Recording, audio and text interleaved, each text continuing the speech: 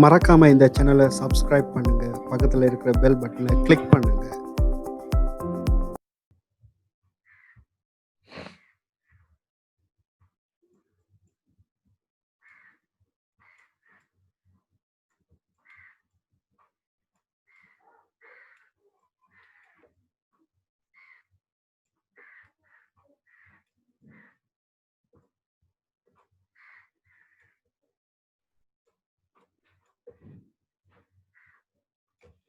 முதலாவது பார்ப்போம்.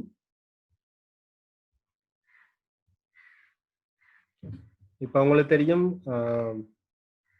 வேகத்துக்கான சமன்பாடு வந்து உங்களுக்கு வாயுக்களின் அலைகள் இதோட சம்பந்தப்பட்ட ஒரு சமன்பாடு வந்து நாங்க தெரிஞ்சிருக்கணும். இப்ப வாயுக்களில் அலையின் வேகத்தை கேட்டா, வளியின் அலையின் வேகம் என்று கேட்டா நீங்க உங்களுக்கு சமன்பாடை பாவிச்சு அதை கணிக்க தெரியணும். அந்த சமன்பாடு வந்து v Saman root of gamma p over rho.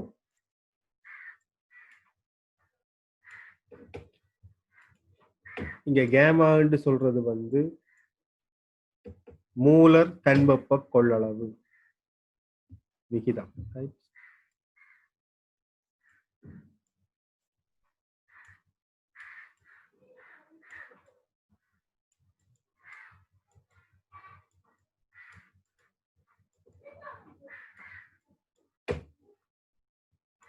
கெமிஸ்ட்ரியில படிச்சு முடிச்சிருப்பீங்கன்னு நினைக்கிறேன். மூல தன்வெப்ப கொள்ளளவு படிச்சிட்டீங்களா? இல்ல சார். இல்லையா? டேய் போய் சொல்லாத. சத்தியமா சார். பிவி சமன் என்னாட்டி? அது படிக்கிறது படிச்சிட்டோம். பிவி சமன் என்னாட்டி படிச்சிட்டோம். அது மட்டும்தான் படிச்சீங்களா? சரி, நாங்க இது பிசிக்ஸ்ல அப்புறம் படிப்போம், ஹீட் படிக்கிற நேரம் படிப்போம். பட் உங்களுக்கு இதுல இப்ப நேரடியா பெருமானம் மட்டும்தான் நீங்க பாவிக்க வேண்டி வரும்.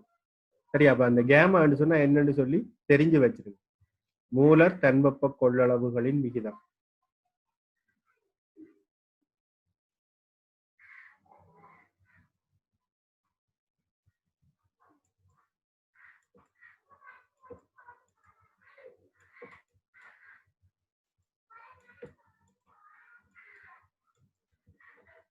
அதாவது சிபி ஓவர் சிவி என்று.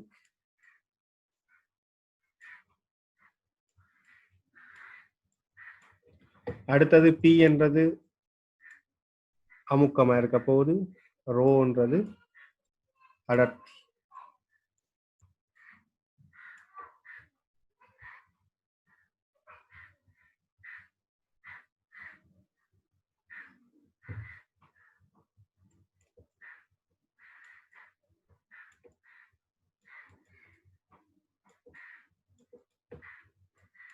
இந்த சமன்பாடு என்ன?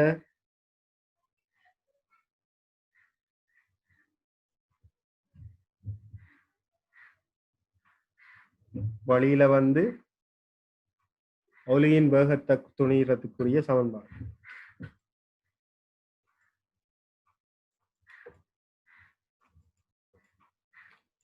இதுல பாத்தீங்கன்னு சொன்னா வாயுக்களில் ஒளியின் கதி வந்து தங்கி இருக்கிற காரணிகள் என்னன்னு சொல்லி பார்ப்போம். இந்த சமன்பாடை வச்சுக்கொண்டு பிறகு சொல்றேன் அமுக்கம் அடர்த்தின்னு சொல்லி.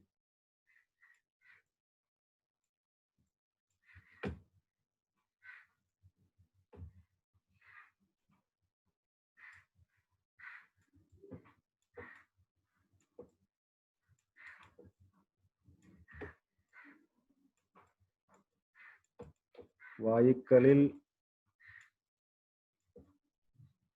ஒளியின் கதி தங்கியுள்ள காரணிகள் என்னென்னவா இருக்கும்? யாருக்கா தெரிஞ்சா சொல்லுங்க.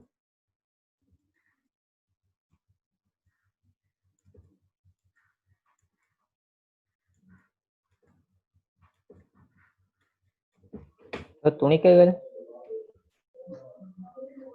முதலாவது சொல்லுங்க. வாயுக்களில் ஒளியின் கதி தங்கியுள்ள காரணிகள்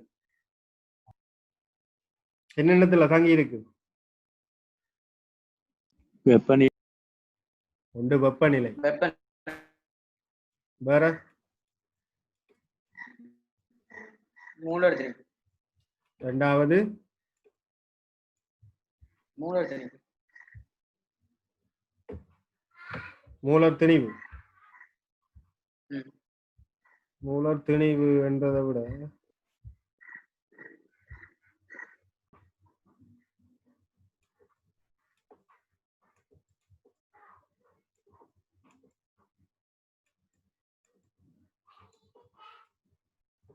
மூன்றாவது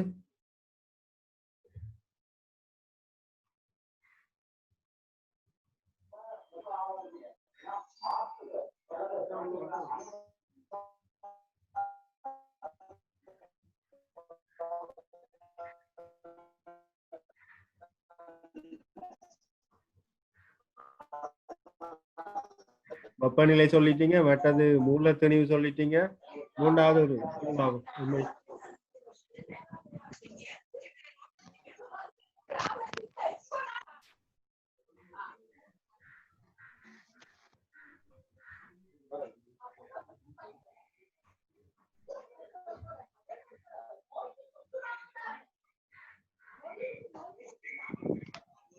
மூன்றாவது என்னடா வரும்? மழையின் தொடர் இறப்பது என்ன?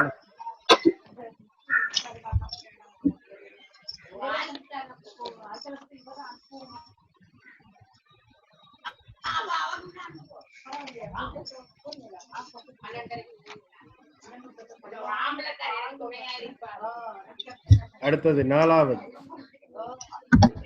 எல்லாம் மியூட் பண்ணுங்க. நாலாவது என்ன சொல்லுங்க பாபு?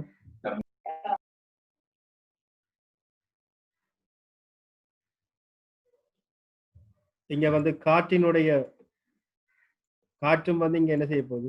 செல்வாக்கு செலுத்த போகுது. காற்று வீசுற திசையில நடக்கும், அதுக்கு எதிரான திசையில நடக்கும். அப்ப இப்ப இவ்வளத்தோடையும் சம்பந்தப்படுத்தணும்னு சொன்னா எனக்கு இந்த சமன்பாடை எப்படி நாங்க இதை மாத்தலாம்னு சொல்லிப்பா. இப்ப வெப்பநிலை வரணும், மூலர் திணிவு வரணும். அப்ப எனக்கு தெரிஞ்ச சமன்பாடு இது. B Saman root of gamma P over rho. இதுதான் எனக்கு தெரிஞ்ச சமன்பாடு. இப்ப இதுல கேமாவினுடைய பெருமானம் வந்து ஓரணு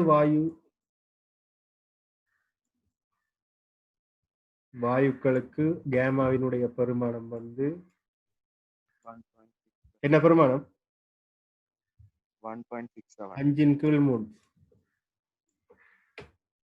ஈரணு வாயுக்கு 7/5 கேமாவினுடைய பெருமானம் 7/5. மூவணு வாயுக்கு 4/3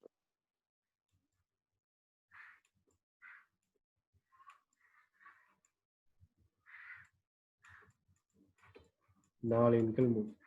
அப்ப உங்களுக்கு கேள்விகள்ல உங்களுக்கு தரப்படுற வாயு வந்து ஓரணு வாயுவா, ஈரணு வாயுவா, மூவணு வாயுவான்னு சொல்லி தெரிஞ்சு கொண்டு நீங்க இந்த சமன்பாடை வந்து என்ன செய்யணும்? அப்ளை பண்ணணும். ஸோ இதை வச்சுக்கொண்டு நான் அடுத்த 2வது சமன்பாடு எடுப்பேன். இது முதலாவது சமன்பாடு.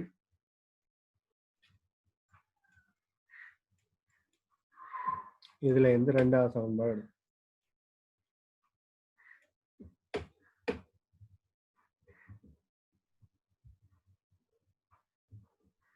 இப்ப அடர்த்திய நான் திணிவின் கீழ் கனவளவு போடலாம். அடர்த்தி சமன் திணிவின் கீழ் கனவளவு. அதே மாதிரி அமுக்கத்தை இப்ப உங்களுக்கு தெரியும் PV சமன் NRTன்னு சொல்லி தெரியும். அப்ப அமுக்கம் சமன் NRTயின் கீழ் V என்று போடலாம். அப்ப இதுல எனக்கு P over rho தானே இருக்கு. P over Oக்கு பதிலா என்ன அப்ளை பண்ணலாம்?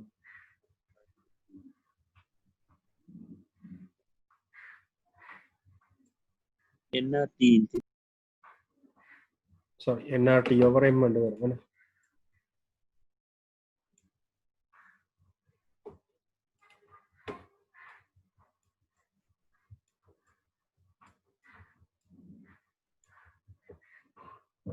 அப்ப இதுல உங்களுக்கு தெரியும் மூலுக்கான சமன்பாடு துணிவின் கீழ் மூலக்கூட்டு துணி.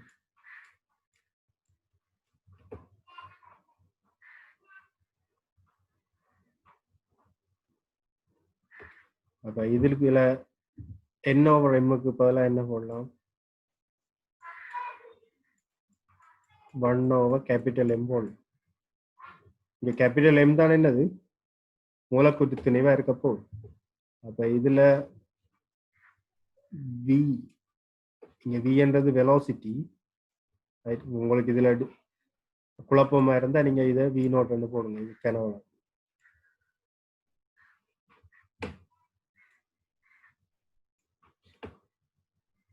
root of gamma p over o.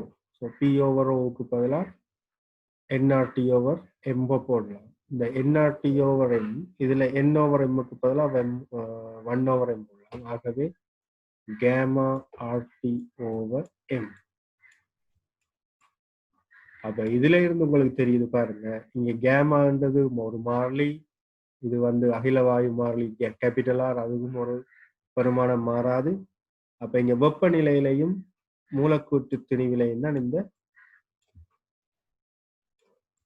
வாயுவினது வேகத்துல தங்கி இருக்க போகுது.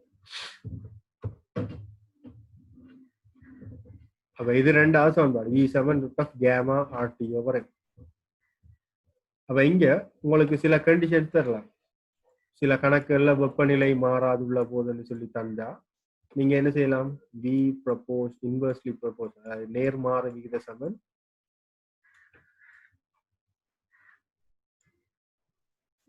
மூலக்கூட்டு திணிவென்று எடுக்கலாம்.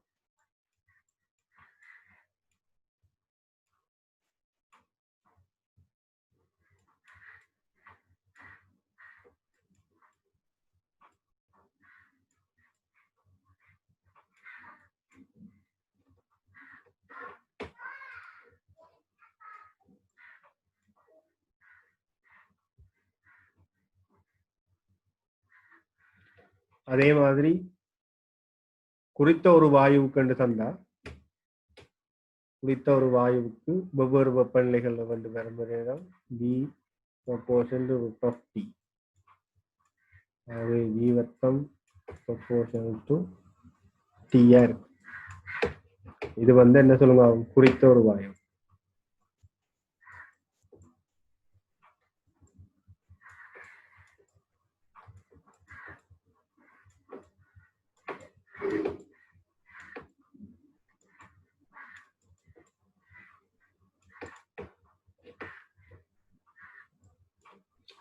இவ்வாறான தொடர்புகளை நீங்க ஈஸியா பயன்படுத்தக்கூடிய மாதிரி இருக்கணும். ஸோ நீங்க எம்சிக்யூல எல்லாம் இப்படியான சின்ன சின்ன தொடர்புகளை தான் நேரடியா பாவிச்சு இலகுவான முறையில கேள்விகளை செய்து கொண்டு போகக்கூடிய மாதிரி இருக்கு.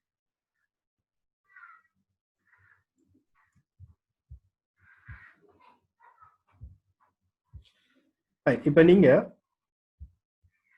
ஒவ்வொரு நிபந்தனையும் சொன்னீங்க, இதுக்குரிய விளக்கத்தை சொல்லுங்க.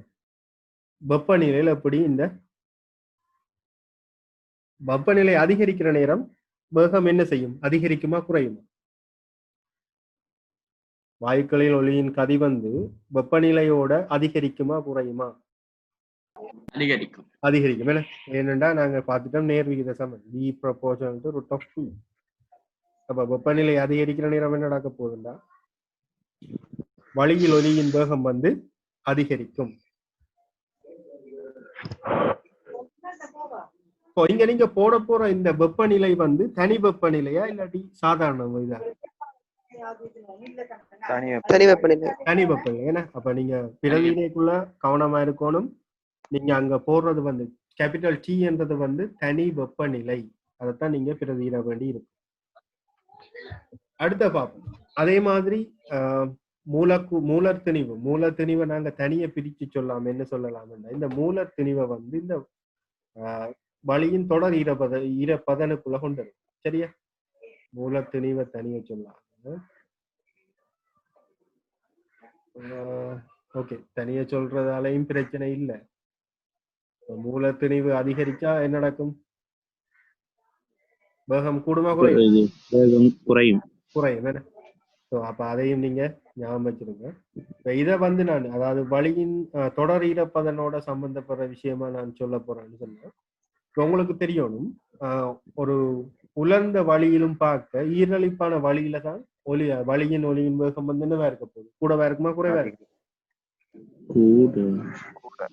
ஈரலிப்பான வழியில வேகம் கூடவா இருக்குமா? உலர்ந்த வழியில கூடவா இருக்குமா? ஈரலிப்பானதுலதான் கூடவா இருக்க போகுது. அதுக்குரிய காரணம் என்ன சொல்லுங்க அப்ப? கூட இருக்கும். வாயுவை விட திரவத்துல வந்து ஒளியிட கதி கூட. இப்ப தொடர்பு ஈரப்பதன்ல வந்து கூடவா இருக்கிற நேரம் வழியின் சராசரி மூலர் திணிவு வந்து என்ன செய்யும் சொன்னா குறைவா காணப்படும். சரியா? கவனிச்சு கொள்ளுங்க. ஒரு குறித்த ஒரு வெப்பநிலையில தொடர்பு ஈரப்பதன் வந்து கூடவா இருக்கிற நேரம் வழியிட சராசரி மூலர் திணிவு வந்து குறைவா இருக்கும். அப்ப அந்த குறைவா இருக்கிறதால வழியின் ஒளியின் கதி வந்து என்ன செய்யும்? அதிகமா இருக்க போகுது. சரியா? அப்போ ஞாபகம் வச்சிருங்க, உலர்வான வழியிலும் பார்க்க ஈரப்பதனான வழியில தான் ஒளியின் வேகம் வந்து கூடுதலாக இருக்கும். கடைசியா பார்ப்போம் இந்த காற்று வந்து என்ன?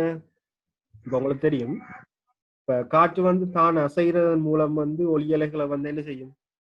ஒரு இடத்துல இருந்து இன்னொரு இடத்துல காவி கொண்டு போவோம். என்ன காற்று வந்து அசையாம இருந்தா, இப்ப அசைகிறதால ஒரு இடத்துல இருந்து இன்னொரு இடத்துக்கு என்ன செய்யும் சொன்னா ஒலி அலைகளை வந்து காவி கொண்டு போகும்.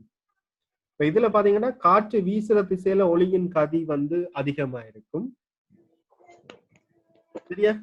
காற்று வீசுற திசையில என்ன செய்ய போகுது? ஒளியின் கதி வந்து அதிகமா இருக்கும்.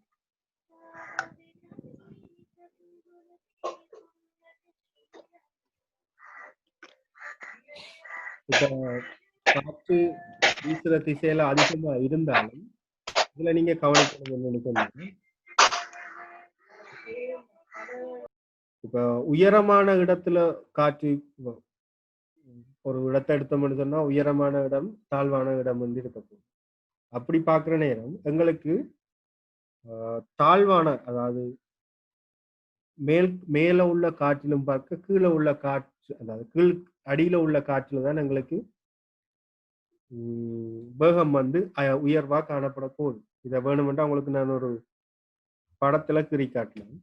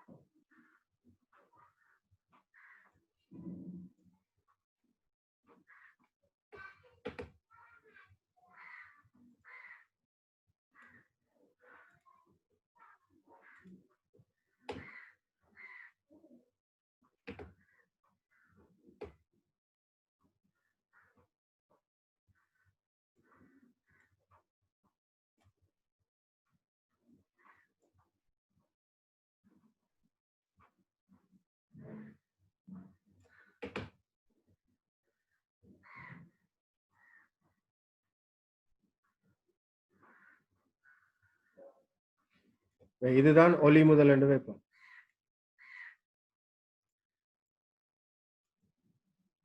இப்ப இங்க காற்று வீசாத நேரம், காற்று இல்லை.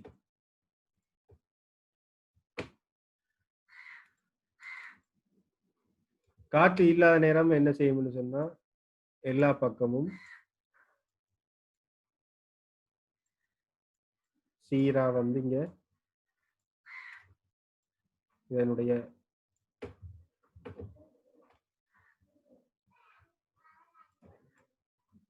வேகம் வந்து இருக்கு.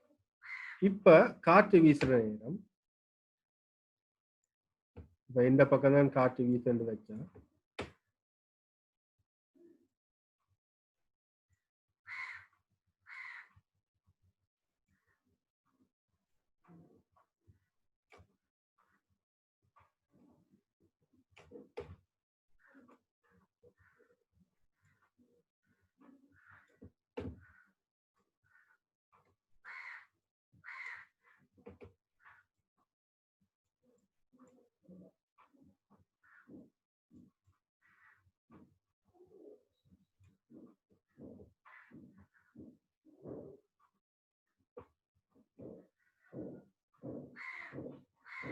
அப்ப இதைத்தான் சொல்றது இங்க இருக்கிறது கீழ் காற்றுன்னு சொல்லி.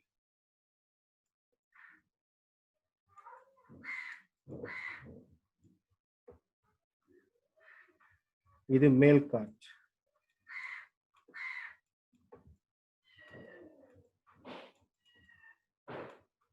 அப்ப இங்க இருக்கிற வேகம் தான் அதிகமா இருக்க போகுது மேல் காற்றில் உள்ள வேகத்திலும் பார்க்க. சரி, அப்ப இதை தெரிஞ்சு வச்சிருங்க.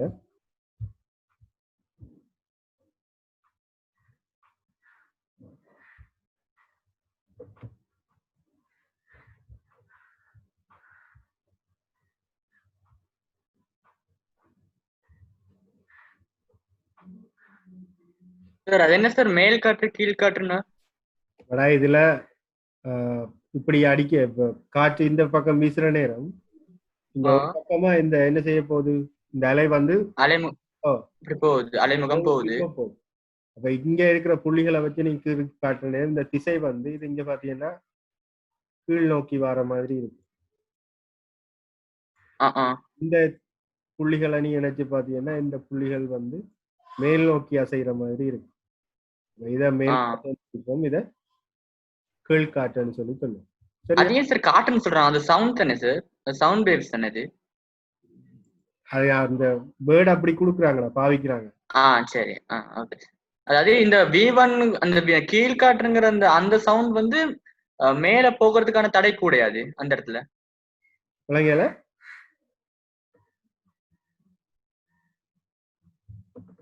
இந்த பக்கம் நோக்கி போகத்தான், இந்த பக்கம் காற்று வீசுகிறா, காற்று வீசும் திசையில. அதண்டா இந்த கீழ் காற்று வந்து மேல போக தடையா இருக்குமா கொஞ்சம்? அங்கால போகாது, மேல போகாது. அதுதானே. இது வந்து மேல் காற்று வந்து அப்படியே வந்து சுரண்டு திருப்பி காற்றின் திசையிலேயே பயணிக்க ஆரம்பிக்குமா? ஒரு மாதிரி சுழற்சி மாதிரி போகுது, ஸ்ப்ரிங் மாதிரி. இல்ல ஒரு கட்டத்துல அப்படி இல்ல. இப்ப இது இப்படியே போய் ஒரு கட்டத்துல என்ன செய்யறவங்கள ஒரு குறித்த நின்றும் அப்படியே. ஓகே, ஓய்வு அடைஞ்சிடும். தூரம் போக போக போக சக்தி குறைஞ்சா அப்படியே இல்லாம.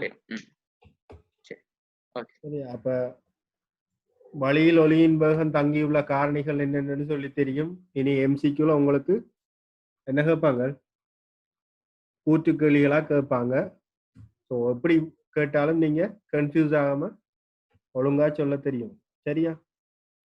இனி பார்ப்போம் இந்த வழி நிரல்களோட அதிர்வுகள்.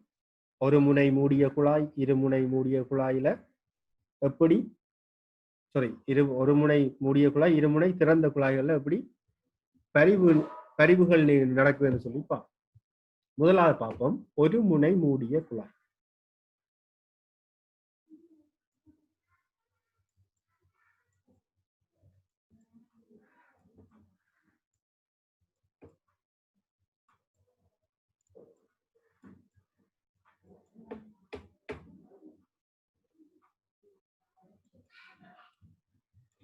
இதுல நீங்க மியூசிக் படிச்சாக்களும் உங்களுக்கு தெரிஞ்சிருக்கும். அடிப்படை சுரம், முதலாம் மேற்றோனி, இரண்டாம் மேற்றோனி. அந்த ஒவ்வொரு அடிப்படை சுரத்துக்கு எப்படி அலை வடிவம் இருக்க போகுது, முதலாம் மேற்றோனிக்கு எப்படி அலை வடிவம் இருக்க போகுதுன்னு சொல்லி பார்ப்போம்.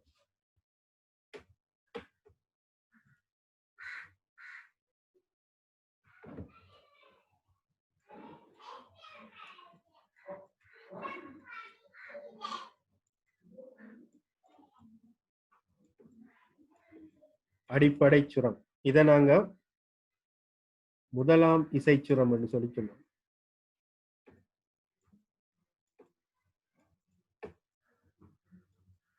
சோ இதெல்லாமே தியரி தான். ஏன் இப்படி வந்தேன்னு சொல்லி நீங்க யோசிக்க தேவையில்லை. இது பரிசோதனை செய்து பார்த்து அவங்க எடுத்த முடிவுகள் தான் இதுல உங்களுக்கு நோட்ஸா தராங்க. சரியா? அப்ப இதுல ஒரு முனை மூடிய குழாய்.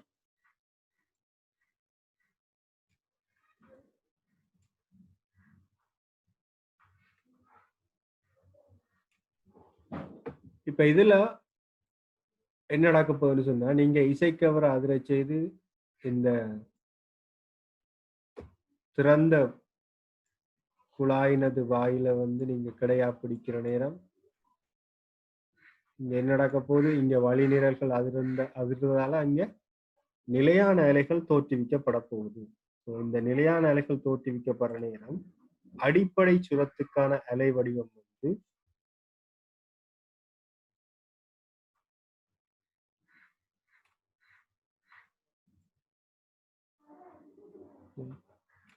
இது வந்து வடிவாக உங்களுக்கு அலை வடிவம் வேண்டாம். உங்களுக்கு நின்ற அலைகள் உங்களுக்கு தெரியும்.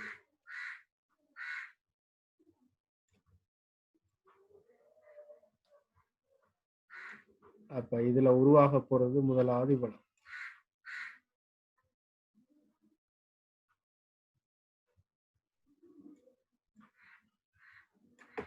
அப்ப உங்களுக்கு தெரியும் ஒரு முழு அலைக்கு லெம்டான்னு சொன்னா அரைவாசி λ/2. அப்ப இவ்வளவும் λ/4 இருக்க போகுது.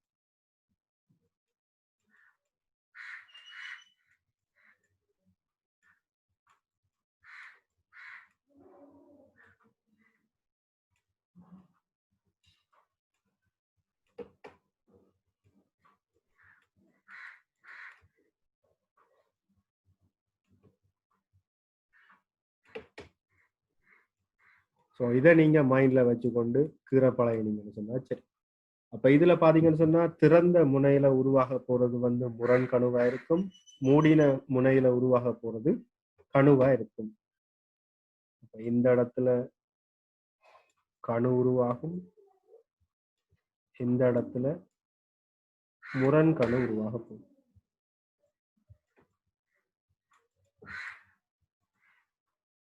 இப்ப இந்த குழாயினது நீளத்தை நான் ஸ்மால் எல் என்று வச்சனா இருந்தா இங்க பாத்தீங்கன்னு சொன்னா இந்த அலை நீளத்தோட இந்த குழாயினது நீளத்தை நான் சொல்லுவேன். அப்ப இங்க உருவாகின அலை வடிவம் வந்து இப்படி இருக்க போகுது. இந்த அலையினுடைய அலை நீளம் வந்து λ/4 இருக்க போகுது. இந்த குழாயினது நீளம் எல். ஆகவே λ சமன் 4L.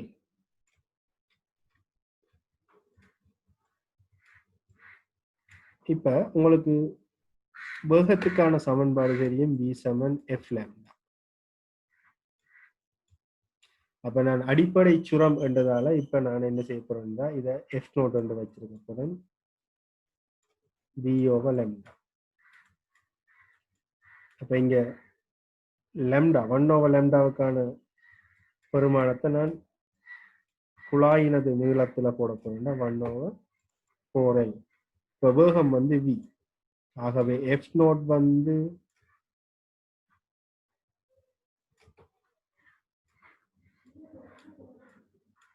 (1/4L into v என்று வரப்போகுது. இப்ப உங்களுக்கு v-க்கான சமன்பாடு தெரியும்.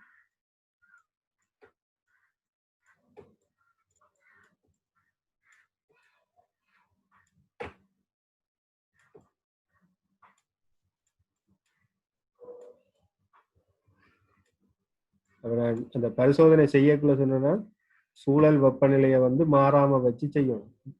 சூழல் வெப்பநிலை மாறினா என்ன நடக்கும்? வழியில் ஒளியின் வேகம் வந்து மாறும். அப்ப இங்க ஃப்ரீக்குவென்சி மாற பார்க்கணும். அப்ப கணித்தலுக்கு எங்களுக்கு நிபந்தனைகள் கட்டாயம் பேணப்படணும். அப்ப இதை பாத்தீங்கன்னு சொன்னா அடிப்படை சுரத்தினது மீடிரனுக்கான சமன்பாடு x0 Saman 1/4L root of gamma RT over m ன்னு சொல்லி எனக்கு கிடைக்கப்பட்டு. அடுத்த பாப்பம் முதலாம் மேற்றொணி.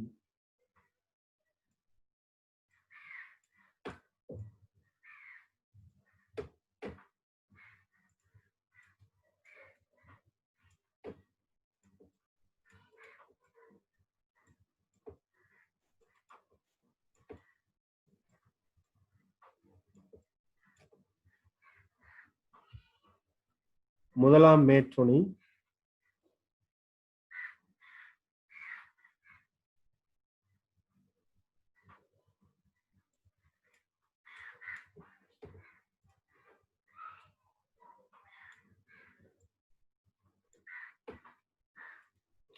அப்ப முதலாம் மேற்றொணிக்கான வடிவம் வந்து எப்படி வரப்போகுதுன்னா பாத்தீங்கன்னா இது அடிப்படை சுரம் முதலாம் மேற்றொணி என்று வரும்போது இங்க வரப்போம்.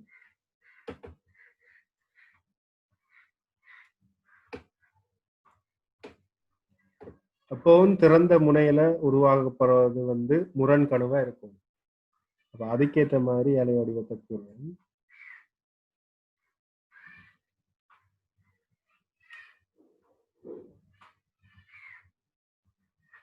ஸோ இதுல கீறது ஒழுங்கு இல்லாம இருக்கு. நீங்க இதுல அலை வடிவங்கள் பாத்தீங்கன்னு சொன்னா நல்ல நீட்டா இருக்கும்.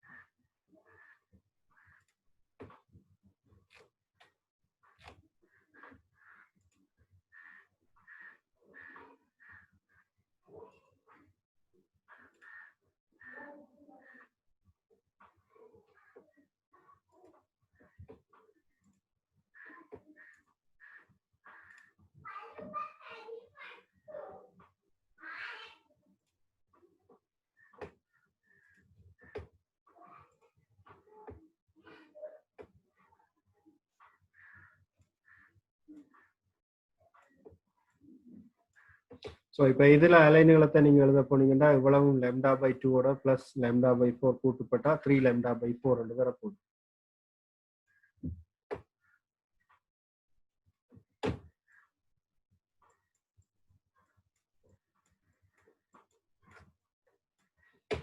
ஸோ λ சமன் 4L/3 என்று வரும்.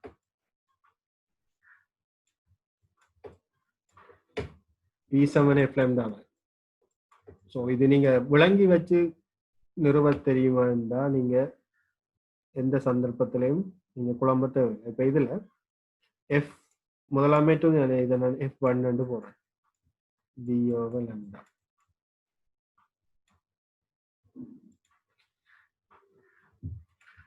இனி இந்த லாம்டாவுக்கு பதிலாக 4L/3 போட்டிங்கன்னு சொன்னா F1க்கான தொடர்பு வந்து 3/4L ஒரே நிபந்தனை தானே, gamma RT over M. அப்ப இப்ப இந்த முதலாம் மேட்ரோனிக்குரிய தொடர்பை நான் அடிப்படை சுரம் சார்பா சொல்ல போறேன்னு சொன்னா 3 தர 1/4L gamma RT over M வரப்போம். அப்ப இவ்வளத்துக்கும் பதிலா நீங்க என்ன செய்யலாம், F நோட பிரதியிடலாம். ஆகவே முதலாம் மேட்ரோனியினுடைய மீடிரன் வந்து 3 மடங்கு அடிப்படை சுரத்தினுடைய மீடிரனுக்கு சமம்.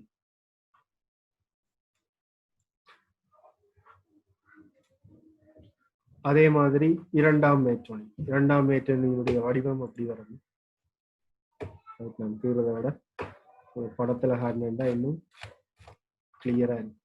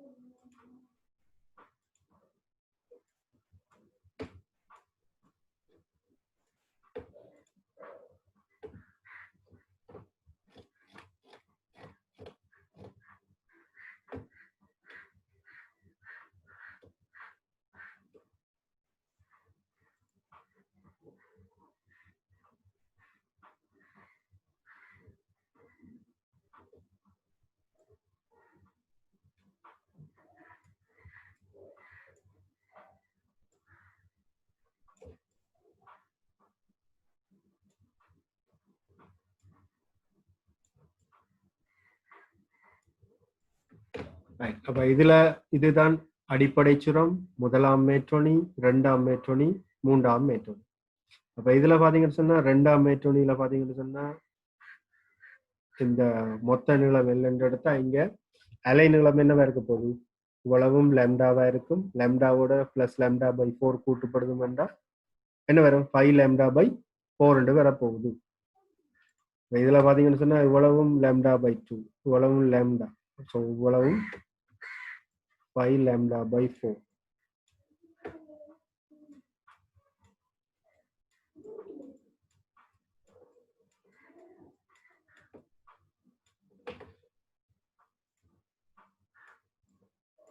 அப்ப இந்த இரண்டாம் மேட்ரோனிக்கான சமன்பாடு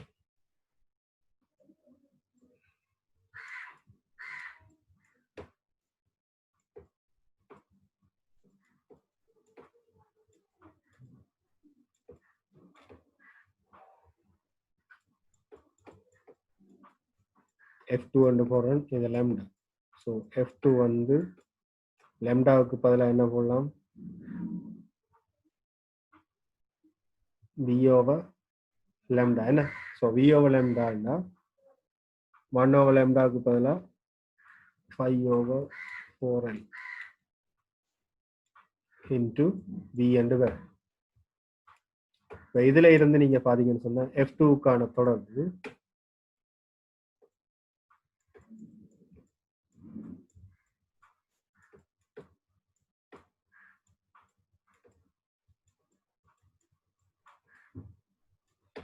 இதையும் நான் என்ன செய்யறேன்னு சொன்னா அடிப்படை சுரத்தோட சம்பந்தப்படுத்தி இந்த சமன்பாடை எடுக்கப்படும். அப்படி எடுக்கிற நேரம் F2 சமன் 5 மடங்கு 1 over 4L root of gamma RT over M. இதுல இருந்து கொண்டு 5 மடங்கு எஃப் நோட் என்று போடலாம். அப்ப இதுல இருந்து ஒரு தொடர்பு ஒன்று நீங்க எடுக்கக்கூடிய மாதிரி இருக்கும். பாத்தீங்கன்னு சொன்னா ஆரம்பத்துல அடிப்படை சுரம் எஃப் நோட்டா இருந்தது. முதலாம் மேட்டோனிக்கு வந்து 3 எஃப் நோட்டா இருந்தது. இரண்டாம் மேட்டோனிக்கானது 5 எஃப் நோட்டா இருக்கும். அதே மாதிரி மூன்றாம் மேட்டோனிக்கு செய்து பாத்தீங்கன்னா 7 எஃப் நோட் ஆண்டு வரும், 9 எஃப் நோட், 11 எஃப் நோட். சரியா? இந்த தொடர்பு இப்படியே போய்கொண்டிருக்கு. அப்ப உங்களுக்கு எத்தனையாவது என்று கேட்டு அதாவது எத்தனையாவது என்று தந்துட்டு உங்கள்ட்ட கேள்வி கேப்பனா இருந்தா உங்களுக்கு இந்த தொடர்பை நீங்க எப்படி எழுதலாம்? F note, 3 F note, 5 F note. இது என்னத்துக்கு பொருந்தும் சொன்னா ஒரு முனை மூடின குழாய்க்கு மட்டும்தான் இது பொருத்தமானதாக காணப்படும். F note, 3 F note, 5 F note, 7 F note. அப்ப ரெண்டுக்கும் இடையிலான வித்தியாசம் 2 பாருங்க. எஃப் நோட்டுக்கும் 3 எஃப் நோட்டுக்கும் இடையில 2, 3 எஃப் நோட்டுக்கும் 5 எஃப் நோட்டுக்கும் இடையில 2, 5 எஃப் நோட்டுக்கும் 7 எஃப் நோட்டுக்கும் இடையிலான வித்தியாசம் 2. ஸோ இதை வச்சுக்கொண்டு நாங்க என்ன கேள்வி கேட்டாலும் உங்களுக்கு ஆன்சர் பண்ண தெரியணும். அப்ப இதை வேணுமெண்டா நீங்க என்ன செய்யலாம்? ஒரு பொதுவான சமன்பாட்டின் மூலம் நீங்க இதை எடுத்து வச்சிருக்கலாம். இப்ப பார்த்தோம்னு சொன்னா எஃப் நோட் வந்து இப்ப அல்லது எஃப்என் சமன்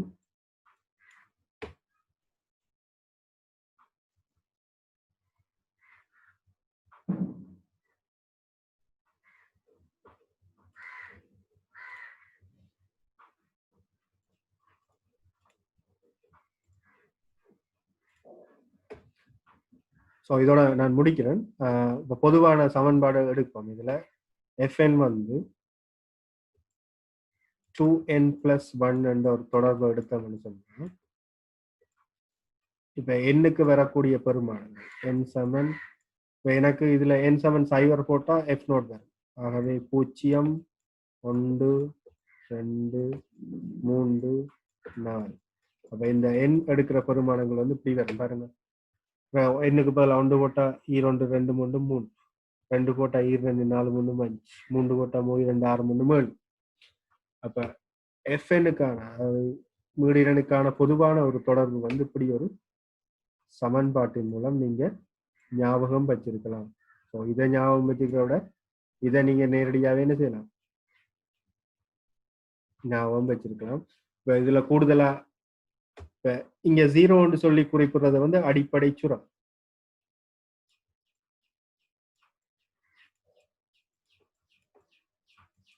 இங்க 1 முதலாம் மேட்டோனி, இது 2 வந்து 2ஆம் மேட்டோனி, 3 வந்து 3ஆம் மேட்டோனி, 4ஆம் மேட்டோனி. அப்ப இதுல 20ஆம் மேட்டோனி என்று கேட்டா எனக்கு பதிலாக என்ன செய்வீங்க? 20 அப்ளை பண்ணி இந்த சமன்பாட்டின் மூலம் நீங்க என்ன செய்யலாம்? 20ஆம் மேட்டோனிக்குரிய மீடிரனை கணிக்கக்கூடிய மாதிரி இருக்கும். சரியா? ஓகே, நான் இதோட இன்றைக்கு முடிக்கிறேன். இனி எப்ப உங்களுக்கு கெமிஸ்ட்ரி கிளாஸ்